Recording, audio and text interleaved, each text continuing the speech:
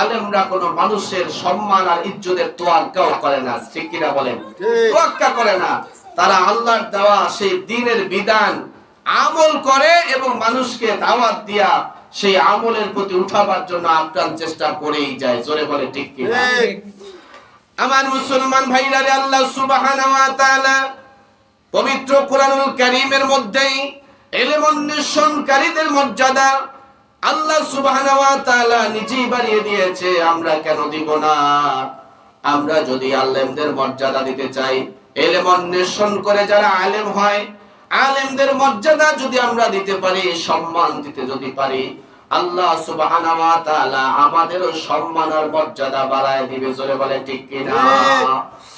আল্লাহ সুবহানাহু ওয়া তাআলা কোরআনুল কারীমের মধ্যে বলেন, ইয়ারফাইল্লাহু আল্লাযীনা আমানু মিনকুম ওয়াল্লাযীনা উতুল ইলমা দারাজাত ওয়াল্লাহু বিমা তা'মালুনা খাবীর।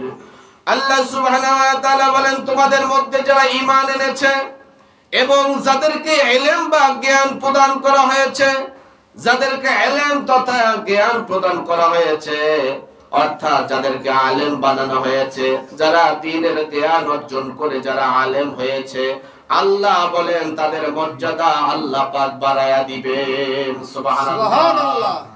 যারা ইলম অন্বেষণ করে আলেম হয়, দ্বীনের দাঈ ইলাল্লাহ হয়, আল্লাহ সুবহানাহু ওয়া তাআলা বলেন তাদের মর্যাদা আল্লাহ পাক বহুগুণে বাড়িয়ে দেয়।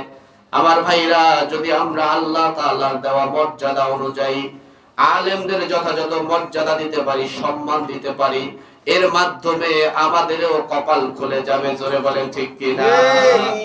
কারণ আল্লাহ সুবহানাহু ওয়া তাআলা নিজেই বলেছেন,